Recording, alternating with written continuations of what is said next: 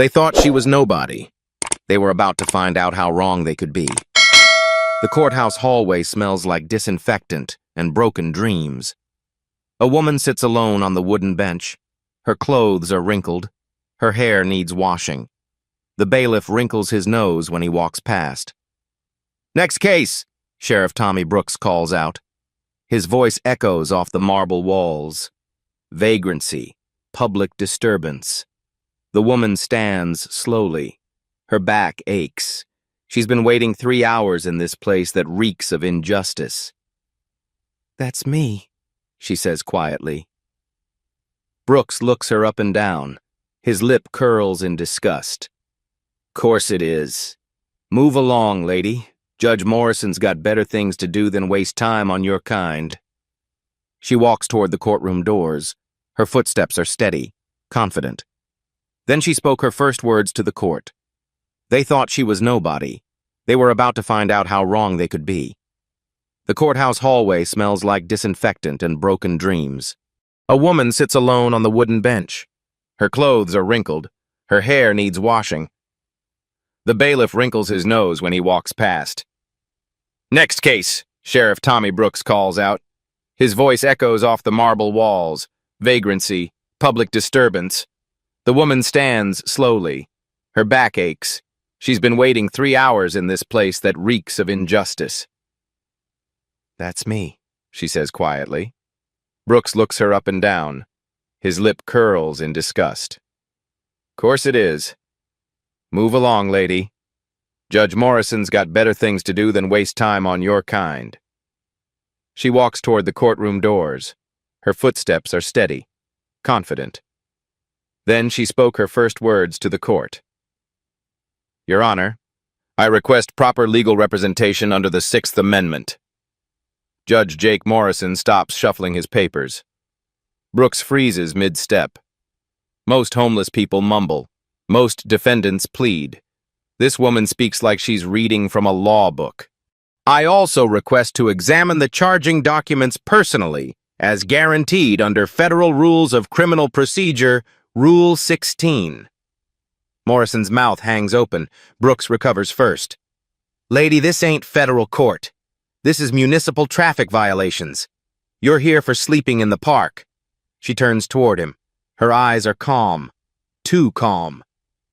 "Actually, Sheriff, municipal courts fall under federal jurisdiction when constitutional violations occur, which they have."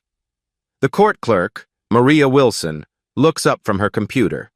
Something about this woman's voice sounds familiar. Something about the way she holds herself. Morrison bangs his gavel. "Ma'am, you don't need fancy lawyers for a $50 fine. Just plead guilty and we'll all go home." "I decline to enter any plea until I review the arrest documentation. I also question this court's jurisdiction over federal constitutional matters." Brooks steps closer. His hand rests on his weapon. "Listen, lady. My name is Diane Taylor. Please address me properly." The name hits Maria Wilson like electricity.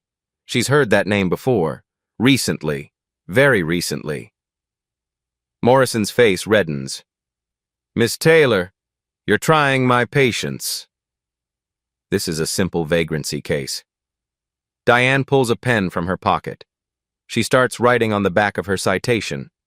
Her handwriting is precise, elegant, each letter perfectly formed. Maria Wilson stares at the handwriting. Her breath catches in her throat.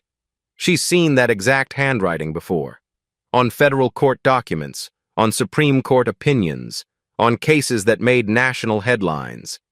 Brooks notices Maria's reaction. "Something wrong, Wilson?" Maria Wilson's face goes completely white. Her hands shake as she reaches for her phone. She needs to call her supervisor. She needs to call him right now. Because if she's right about who this woman really is, everyone in this courtroom is about to become very famous, and not in a good way. Morrison slams his gavel 3 times. "Miss Taylor, I'm going to hold you in contempt if you don't cooperate." Diane continues writing. Her pen moves steadily across the paper. Your Honor, holding a defendant in contempt for exercising constitutional rights would constitute a federal civil rights violation under Section 1983.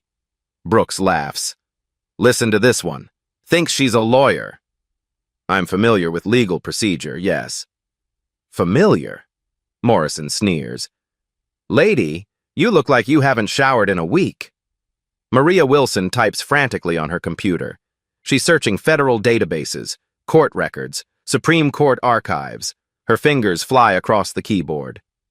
Diane sets down her pen. Your Honor, I notice several procedural violations in my arrest. First, no Miranda warning was given. Second, no probable cause was established for the initial stop. Third, enough, Brooks shouts. You're gonna plead guilty and pay the fine, or we're gonna have problems. Are you threatening me, Sheriff? The temperature in the room drops 10 degrees. Something in Diane's voice has changed. It's still quiet, but there's steel underneath now. Morrison shifts uncomfortably.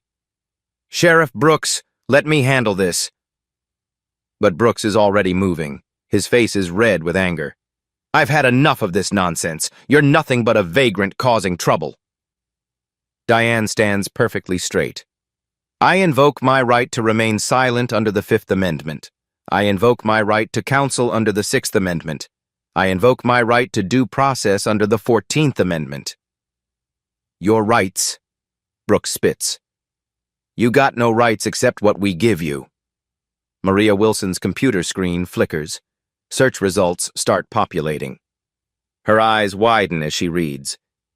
Furthermore, Diane continues, this court lacks proper jurisdiction for constitutional violations. Any conviction here would be immediately appealable to federal court. Morrison pounds his gavel. That's it. I'm holding you in contempt. On what grounds, Your Honor? Disrupting these proceedings. By exercising my constitutional rights? Brooks steps closer. His shadow falls over her. You think you're smart, don't you? I think I understand the law. The law? Brooks laughs. I am the law in this county. Diane tilts her head. Actually, Sheriff, the law is whatever the Constitution says it is. And the Constitution is interpreted by federal judges, not local sheriffs. Maria Wilson gasps audibly. On her screen, she's found what she was looking for. Morrison notices. Wilson! What's wrong with you? Maria's hands are shaking. Sir, I need to make a phone call. Not now, Morrison snaps. But Maria is already dialing. Her supervisor's number. Emergency line. Brooks turns back to Diane. You know what I think? I think you're running some kind of scam, trying to sound smart to get out of paying fines. I'm simply exercising rights guaranteed by the Constitution. Constitution don't apply to people like you. The words hang in the air like poison gas. Diane's expression doesn't change. People like me? You know what I mean. Actually, I don't. Please clarify. Brooks' face twists into an ugly smile. Homeless, worthless, taking up space decent people pay taxes to maintain. I see. Morrison nods approvingly. Sheriff Brooks is right. This court doesn't have time for troublemakers. Diane reaches into her pocket again. She pulls out a small device. It looks like a hearing aid. What's that? Brooks demands. Medical device. For a hearing condition. She adjusts it carefully. A tiny red light blinks once. Maria Wilson's supervisor answers her call. His voice is sharp with concern. Maria? What's the emergency? She whispers into the phone. Sir, we have a situation. A woman named Diane Taylor is in night court. I think she might be... She trails off, staring at her computer screen. Morrison slams his gavel again. Wilson! Hang up that phone immediately. But Maria keeps talking. Her voice gets higher with each word. Sir, the handwriting matches. The legal knowledge. Everything matches. Her supervisor goes quiet for a long moment. Maria, are you absolutely certain? Yes, sir. I'm looking at the comparison right now. Brooks moves toward Maria's desk. I said hang up. Diane speaks again. Her voice cuts through the chaos like a blade. Sheriff Brooks, I wouldn't do that if I were you. Something in her tone makes him freeze. Why not? Because federal witnesses are watching. Morrison laughs nervously. Federal witnesses? Lady, you're delusional. Diane adjusts her hearing device again. The red light blinks twice. Am I? Brooks's hand moves toward his weapon. That's it, Brooks shouts. I'm adding resisting arrest to your charges. Diane hasn't moved. She stands perfectly still, hands at her sides. I'm not resisting anything, Sheriff. You're disrupting court proceedings, interfering with justice. I'm exercising constitutional rights. Morrison stands up behind his bench. His face is flushed with anger. Miss Taylor, you're being held in contempt of court. Bailiff. The bailiff approaches hesitantly. He's young, nervous. This isn't what he signed up for. Brooks grabs Diane's arm roughly. Come on, let's go. She doesn't resist. Sheriff, you're committing assault under color of authority. Federal crime, section 242. Shut up. He yanks her toward the defendant's chair, forces her to sit. Morrison pounds his gavel repeatedly. Order in this courtroom! Maria Wilson is still on the phone with her supervisor. Her voice is urgent now. Sir, they're about to arrest her. Should I... Wilson, Morrison screams. Hang up that phone or you're fired. Maria looks at her screen, looks at Diane, makes a decision that will change her life forever. She doesn't hang up. Instead, she starts recording with her phone's video camera. Brooks looms over Diane. You think you're better than us? Think your fancy words make you special? I think everyone deserves equal treatment under the law. Equal treatment? His voice drips with contempt. You people always whining about equal treatment. Diane's eyes narrow slightly. You people? Brooks realizes he's said too much, but he's too angry to care. Yeah, you people. Always playing the victim. Always crying racism. Morrison nods eagerly. Exactly. Sheriff Brooks is absolutely right. Diane adjusts her hearing device one more time. The red light blinks 3 times now. I see. So this is about race. This is about respect, Brooks shouts. Respect for authority. Whose authority? Mine! This court's the system. Diane's voice remains perfectly calm. And what happens when the system is corrupt? Brooks's face goes purple with rage. That's it! His hand flies through the air. The slap echoes through the courtroom like a gunshot. Diane's head snaps to the side. A red mark blooms across her cheek. But she doesn't cry, doesn't scream, doesn't even touch her face. She just turns back to look at Brooks directly. The sound echoed through the silent courtroom, but Diane Taylor just smiled. Maria's phone captured everything. The bailiff steps back in shock. Even Morrison looks uncomfortable now. Sheriff, Morrison says quietly. That might have been... Might have been what? Brooks snarls. She had it coming. Diane speaks again. Her voice is steady as stone. Sheriff Brooks, you have just committed aggravated assault under color of authority. Federal hate crime enhancement applies due to racial motivation. That's a minimum of 10 years in federal prison. Brooks laughs, but it sounds forced now. You threatening me? I'm informing you of federal sentencing guidelines. Federal this, federal that. Lady, we're in county court. Federal government don't care about county business. Diane's smile grows wider.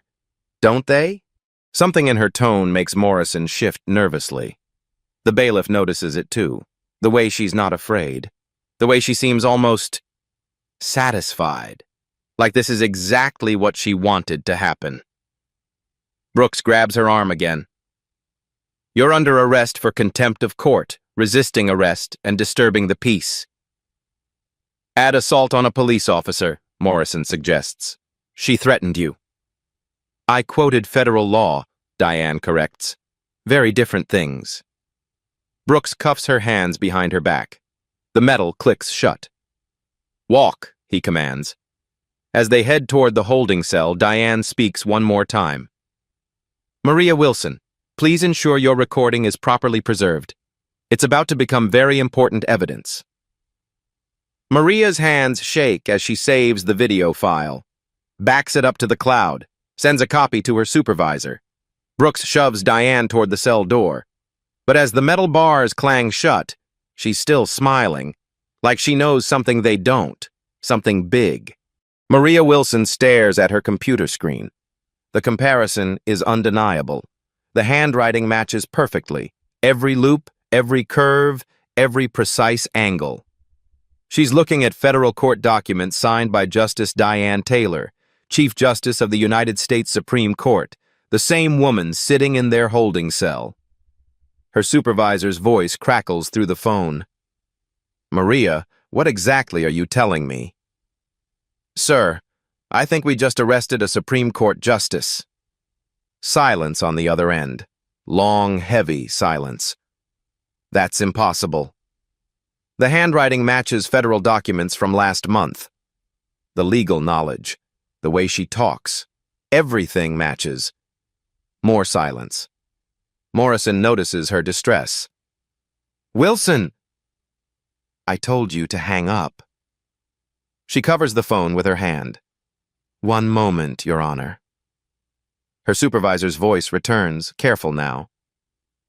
Maria, if what you're saying is true, it is true. Then we have a very serious situation. Brooks returns from the holding cell, grinning with satisfaction. Problem solved. She'll cool off back there overnight. Maria looks at him with new eyes. If she's right about Diane Taylor's identity, Brooks just assaulted a federal judge, on camera, with racial slurs, in front of witnesses. Her supervisor speaks again. Maria, I'm making some calls. Don't let anyone leave that courthouse. Sir? If she's who you think she is, this is now a federal matter. Potentially a national incident. Maria's blood runs cold. Morrison walks over to her desk. Wilson, what's got you so spooked? She can't tell him. Not yet. Not until she's absolutely certain. Nothing, Your Honor. Just checking some procedural questions with my supervisor. Brooks overhears. Procedural questions? About what? About arrests in municipal court. What's to question? We arrested a vagrant. Case closed. Maria pulls up more federal databases. Supreme Court personnel records. Recent photos from judicial conferences. There she is, Justice Diane Taylor, appointed 15 years ago, known for her work on civil rights cases. The photo shows an elegant woman in judicial robes, hair perfectly styled, makeup flawless, but the eyes are the same, the bone structure, the way she holds her head. It's her. It's definitely her. Maria's supervisor returns to the call. Maria, I've made contact with federal authorities. They're very interested in this situation. What should I do? Document everything. Preserve all recordings. And whatever you do, don't let Sheriff Brooks destroy any evidence. Too late for that advice. Brooks is already at his desk, deleting files from his computer. Sheriff, Maria calls out. What are you doing? Cleaning up paperwork. None of your business. But Maria can see his screen. He's deleting arrest reports, body camera footage, dispatch recordings, everything from tonight. Morrison joins him. Good thinking, Sheriff. No point keeping unnecessary files. They're covering their tracks, destroying evidence of what just happened. Maria makes a decision. She opens her desk drawer and pulls out a portable hard drive. Quietly, she starts copying files from the court's server. All of tonight's proceedings, all the recordings, everything. Her supervisor speaks again. Maria, federal agents are en route, ETA 20 minutes. Federal agents?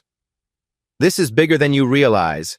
If Justice Taylor has been conducting an undercover investigation, the pieces start falling into place. An undercover investigation. That would explain everything. The way Diane dressed, her presence in their courthouse, her perfect legal knowledge, her complete lack of fear. Brooks walks back toward the holding cell. Think I'll check on our guest. Make sure she's comfortable. Maria panics. Sheriff, I don't think... Don't think what? She can't tell him the truth. Not yet. But she can't let him hurt Diane either. Maybe we should wait for morning. Process everything properly. Morrison frowns. Since when do you tell us how to run our courtroom? I'm just suggesting. You're just overstepping, Brooks interrupts. Stay in your lane, Wilson. He disappears into the back hallway, toward the holding cells. Maria's supervisor speaks urgently. Maria, what's happening now? Sheriff Brooks is going back to see her. Alone? Yes. That's not good. If she's gathering evidence for a federal investigation, he could compromise everything. Or worse. Maria knows what he means by worse. Brooks has a temper. Everyone knows it. And he just assaulted a federal judge on camera. He might decide to eliminate the evidence entirely. Her phone buzzes with a text message from an unknown number. Federal agents outside courthouse. Do not let subjects leave premises. Do not allow destruction of evidence. Critical operation in progress. Maria's hands start shaking. This is really happening. Morrison notices her distress. Wilson, you look like you've seen a ghost. I'm fine, Your Honor. But she's not fine. Nothing is fine. Because in the holding cell, a Supreme Court justice is sitting alone with a corrupt sheriff who just realized he might be in serious trouble, and federal agents are closing in. Maria's supervisor went completely silent. Then he said 3 words that changed everything. Federal marshals activated. Brooks had no idea what was coming, but Maria did. And it was going to be bigger than anything this small courthouse had ever seen. Diane sits calmly in her holding cell. The concrete walls are cold. The fluorescent light flickers overhead. She reaches up and adjusts her hearing device once more. This time she speaks quietly into it. Control, this is Justice Taylor. Phase 1 complete. A tiny voice responds in her ear. Copy, Justice Taylor. All units in position. Outside the courthouse, black SUVs park silently along the street. Men in dark suits step out. They wear earpieces and carry federal badges. Inside, Brooks walks toward the holding cell. His boots echo on the tile floor. Having second thoughts yet? He calls out. Diane doesn't respond. I asked you a question. She looks up at him through the bars. I'm exercising my right to remain silent. Brooks pulls out his keys. Maybe sometime alone will change your attitude. He unlocks the cell door.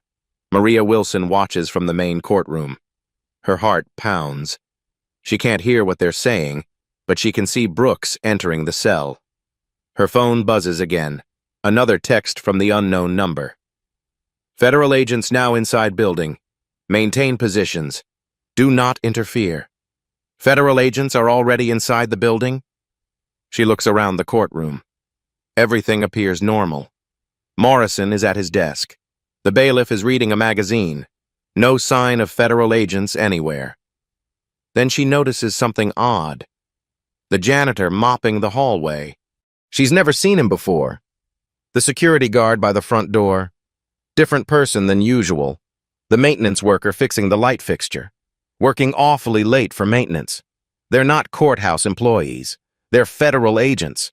And they've been here all along. Watching. Waiting. Recording everything.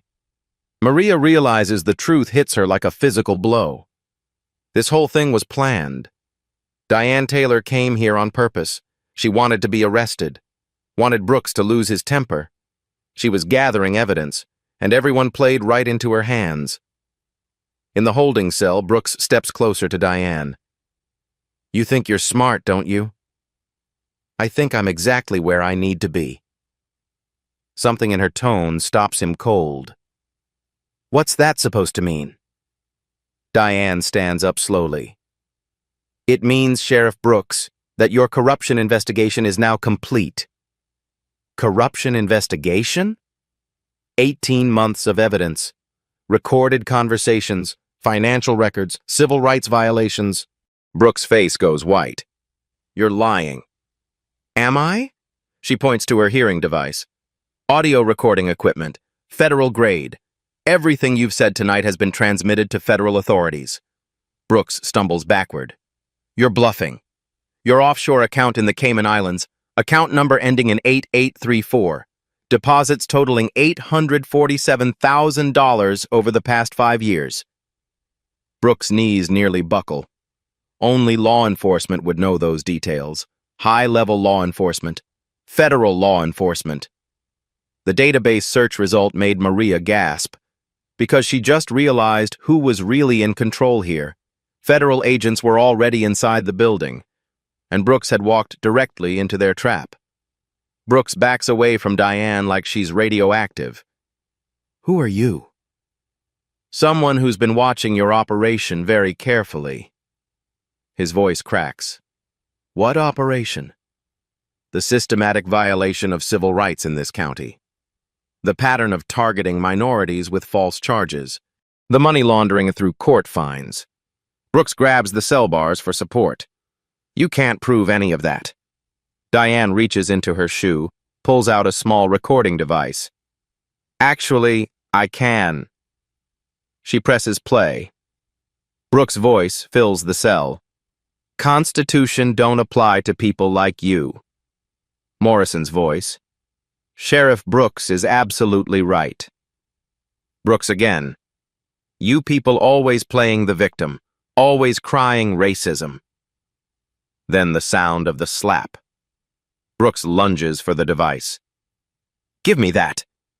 But Diane steps back calmly. "Sheriff, you're now adding attempted destruction of federal evidence to your charges." Federal evidence? This recording, along with 18 months of similar recordings, constitutes evidence in a federal civil rights investigation. Brooks's hands shake. 18 months? I've been living in this county since January of last year. Documenting everything. The truth crashes over him like a tsunami. She's been undercover. This whole time, every arrest he made, every case he fixed, every bribe he took. She was watching. "The homeless shelter on Maple Street," Diane continues. "I lived there for 6 months. Witnessed your officers conducting illegal searches, demanding sexual favors from female residents. Brooks can't speak. The traffic stops on Highway 9, always targeting Black and Hispanic drivers, always finding reasons to search vehicles, always discovering mysterious amounts of cash that never made it to evidence. His world is collapsing. The jail commissary markup scheme, charging inmates triple price for basic necessities, keeping the profits for yourselves. Each accusation hits him like a physical blow. Morrison appears in the hallway. "Sheriff? Everything okay back here?" Diane smiles. "Judge Morrison, perfect timing. I was just telling the sheriff about your involvement in the case-fixing scheme." Morrison's face goes gray. "Case-fixing scheme?" "The arrangement with local attorneys. They pay you to dismiss charges. You split the money with Sheriff Brooks. Very profitable system." Morrison stumbles against the wall. 89 wrongful convictions over the past 3 years, Diane continues. Federal investigators have reviewed every case. Every victim will be compensated. Brooks finds his voice. "You can't be federal. You're just a homeless woman." Diane reaches up to her hearing device one more time. Control, this is Justice Taylor. Request immediate backup. The voice in her ear responds clearly. Federal marshals en route to your location. Brooks and Morrison hear it too. Justice Taylor. Not Miss Taylor, not Diane Taylor. Justice Taylor. Morrison's legs give out. He slides down the wall to the floor. You're a federal judge, he whispers. Chief Justice of the United States Supreme Court, Diane corrects. And you gentlemen have just provided me with everything I needed to shut down your operation permanently. The sound of heavy footsteps echoes from the main courthouse. Federal marshals. Lots of them. Brooks makes one last, desperate attempt. He reaches for his weapon. I wouldn't, Diane says calmly. Why not? She points to the ceiling. Surveillance cameras. Installed by federal agents last month. They're watching everything. Brooks looks up. Sure enough, small cameras are mounted in every corner. How had he never noticed them before? Because he'd never thought to look. The footsteps get closer. Diane speaks into her hearing device again. Control, subjects are secure. Ready for arrest protocols. Brooks drops his hand from his weapon. It's over. He knows it's over. Morrison is crying now. My career. My family. Everything's ruined.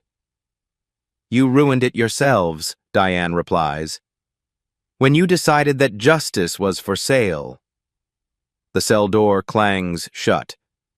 But this time Brooks is on the inside. She wasn't their prisoner, they were hers. The real trial was about to begin. The courthouse doors burst open. Federal marshals pour into the building. They wear tactical gear and carry arrest warrants. United States Marshals Service, nobody move! Maria Wilson raises her hands instinctively. The lead marshal approaches her desk. Are you Maria Wilson? Yes, sir. He shows his badge. Marshal Davidson. We understand you've been assisting with a federal operation. I think so, yes. Where is Justice Taylor? Maria points toward the holding cells. Back there with Sheriff Brooks and Judge Morrison. Marshal Davidson speaks into his radio. Justice Taylor, this is Davidson. Are you secure? Diane's voice crackles back. Secure and ready for extraction. Within moments, she emerges from the cell area. The handcuffs are gone.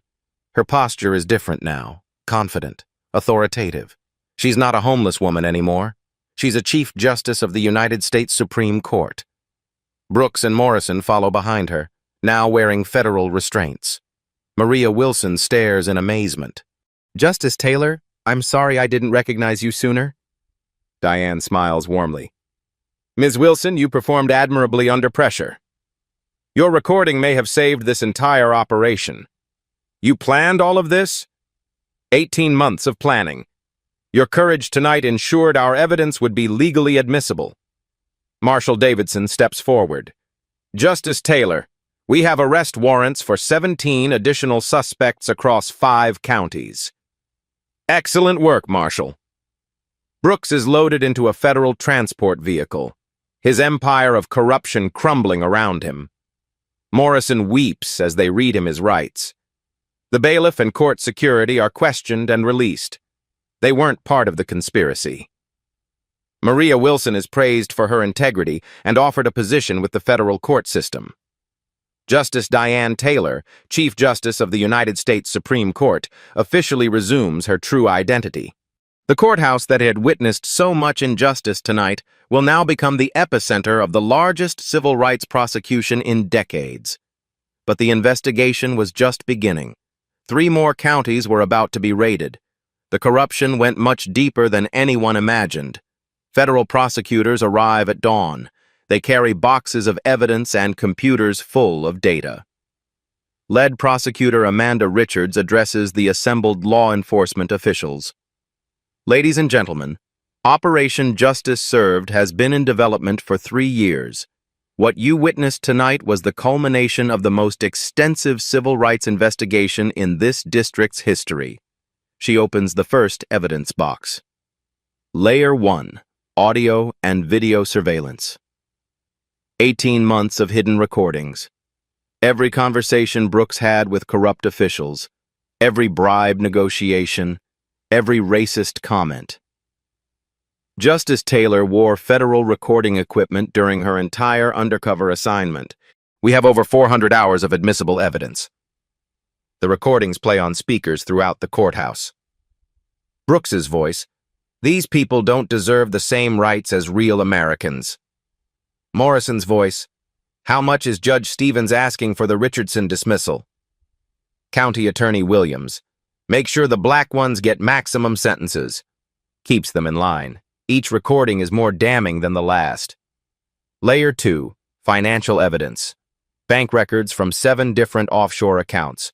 Wire transfers totaling $3.2 million over 5 years. Sheriff Brooks received payments for every wrongful arrest. Judge Morrison took bribes for case dismissals. County Attorney Williams sold plea bargains to the highest bidder. The paper trail is overwhelming. Every transaction documented. Every bribe recorded. Swiss accounts, Cayman Island deposits, cryptocurrency transfers.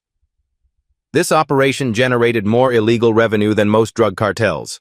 Maria Wilson watches in amazement as the full scope becomes clear. Layer 3, case file evidence. Prosecutor Richards opens filing cabinets full of falsified documents. 89 wrongful convictions. Evidence was planted, witnesses were intimidated, and constitutional rights were systematically violated. She pulls out specific files. James Washington, convicted of drug possession. The drugs were planted by Sheriff Brooks. James served 3 years for a crime he didn't commit. Another file. Sarah Martinez, convicted of assault. The alleged victim was paid $5,000 to lie in court. Sarah lost her job and her children while serving 18 months in prison. File after file. Life after life destroyed by corruption. Every single victim will receive full compensation and legal vindication. Justice Taylor steps forward to address the assembled crowd. This investigation began with a personal tragedy. 20 years ago, my younger brother Marcus was wrongfully convicted in this courthouse. The room falls silent. Marcus Taylor was 19 years old when Sheriff Brooks arrested him for armed robbery. The evidence was fabricated. The witnesses were coerced. My brother died in prison 3 years later. Her voice remains steady, but emotion flickers in her eyes. I became a federal judge to prevent this from happening to other families. When reports of systematic corruption in this county reached the Supreme Court, I volunteered to go undercover. She pauses, collecting herself. I spent 18 months living in homeless shelters, eating at food banks, experiencing firsthand how this corrupt system treats the most vulnerable members of our society. The weight of her sacrifice hits everyone in the room. I watched Sheriff Brooks plant evidence on dozens of innocent people. I saw Judge Morrison take bribes in his chambers. I witnessed County Attorney Williams fabricate charges against people who couldn't afford proper representation. Justice Taylor's voice grows stronger. Every day I documented their crimes. Every night I transmitted evidence to federal authorities. Every week the case against them grew stronger.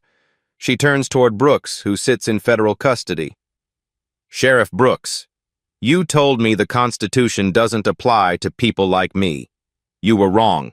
The Constitution applies to everyone, and today it's going to apply to you. Prosecutor Richards continues the evidence presentation.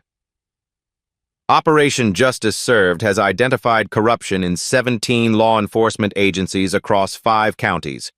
Tonight's arrests are just the beginning. She projects a map on the wall. The conspiracy involves 43 law enforcement officials, 12 judges, 8 prosecutors, and 15 defense attorneys. Total proceeds from corruption exceed $15 million. The scope is staggering. Federal charges include civil rights violations, racketeering, money laundering, witness tampering, evidence fabrication, and judicial corruption. Each charge carries decades in federal prison. Sheriff Tommy Brooks faces a minimum of 25 years in federal custody. Judge Jake Morrison faces 20 years.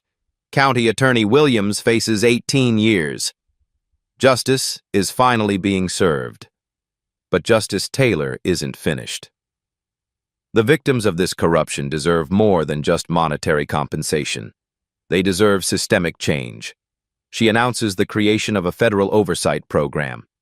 Every small county courthouse in America will now be subject to federal civil rights monitoring, surprise inspections, mandatory training, zero tolerance for constitutional violations. This case will prevent similar corruption nationwide. Additionally, every wrongfully convicted individual will have their record expunged, their civil rights restored, their reputation cleared. Maria Wilson raises her hand. Justice Taylor, what happens now? Now, Ms. Wilson, we begin the healing process. We restore faith in our justice system. We prove that no one is above the law. Justice Taylor's personal revelation completes the emotional journey. Her brother had died in prison because of their lies. 23 more officials would be arrested by morning. But Diane's real work was just beginning, because this case would reshape how justice works in America, forever. 6 months later, federal court convictions are final. Sheriff Tommy Brooks, guilty on all counts, sentenced to 28 years in federal prison without possibility of parole. Judge Jake Morrison, guilty on all counts, sentenced to 22 years in federal prison, disbarred permanently from practicing law. County Attorney Sarah Williams, guilty on all counts, sentenced to 19 years in federal prison, disbarred permanently. The courthouse where it all began now displays a bronze plaque in memory of those wrongfully convicted, in honor of justice restored. Maria Wilson stands in her new office at the Federal District Court. She's been promoted to Senior Court Administrator. Her courage that night earned her national recognition and a permanent position in the federal system. Ms. Wilson, Justice Taylor says, entering the office, how are you settling into your new role? Wonderfully, Justice Taylor. Thank you for this opportunity. You earned it. Your integrity under pressure saved this entire operation. Maria smiles. I'm just glad we could help all those victims. The victims. 89 people wrongfully convicted. All convictions have been overturned. All criminal records expunged. James Washington received $2.3 million in compensation and a formal apology from the state. He used the money to start a non-profit legal aid organization. Sarah Martinez received $1.8 million and full restoration of her parental rights. She's now studying law, inspired by her experience to help others. Every victim received justice. Every family received closure. Justice Taylor, Maria asks, was it worth it? 18 months undercover? Diane considers the question carefully. Ms. Wilson, justice delayed is not justice denied when that delay serves a greater purpose. My 18 months of sacrifice prevented decades of future injustice. The federal oversight program Justice Taylor created has already identified corruption in 47 additional counties nationwide. Every day we prevented one wrongful conviction, we saved a life. Every corrupt official we removed from power, we protected countless future victims. Justice Taylor walks to the window overlooking the courthouse where it all happened. My brother Marcus would have been proud. His death wasn't meaningless if it prevents other families from suffering the same loss. The personal cost of her undercover work was enormous. 18 months away from her real life. 18 months of humiliation and hardship. But the results speak for themselves. Systemic reform. National precedent. Constitutional protection strengthened for everyone. Justice Taylor, the media wants to interview you about the operation. Let the evidence speak, Miss Wilson. My job isn't to be famous. My job is to ensure equal justice under law. That phrase, equal justice under law, is carved above the entrance to the Supreme Court building. For 18 months, Justice Taylor lived those words instead of just reciting them. She experienced injustice personally. She understood how the system fails the vulnerable. She used that understanding to fix the system itself. "Ma'am, there's someone here to see you." An elderly black woman enters the office. Her eyes are red with recent tears. "Justice Taylor?" "I'm Dorothy Washington. James Washington is my son." Justice Taylor embraces her warmly. "Mrs. Washington, your son is a remarkable young man. He told me what you did, how you lived like us, suffered like us, to help us." Tears flow down Dorothy Washington's cheeks. "You gave me my boy back." "You gave him his life back. How do I thank someone for that?" Justice Taylor's composure finally cracks slightly. "Mrs. Washington, you don't need to thank me. Your son's freedom is thanks enough." "No, ma'am. It's more than that.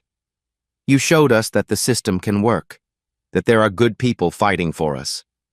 This is why she did it, for families like the Washingtons, for justice that reaches everyone."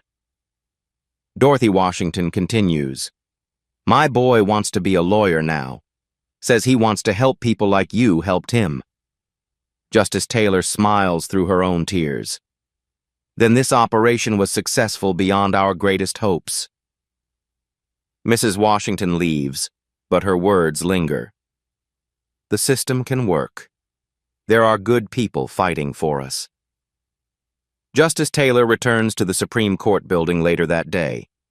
She walks past the marble columns and bronze statues, but before entering, she makes one stop: Riverside Cemetery. Section 14, Row 7, Grave 23. Marcus Taylor, beloved son and brother, justice delayed, never denied. She kneels beside her brother's headstone. "It's over, Marcus. The people who killed you are in prison. The system that failed you has been reformed." A gentle breeze rustles the leaves overhead. "I kept my promise. I made sure it never happens again." Justice Taylor places a fresh bouquet of flowers on the grave.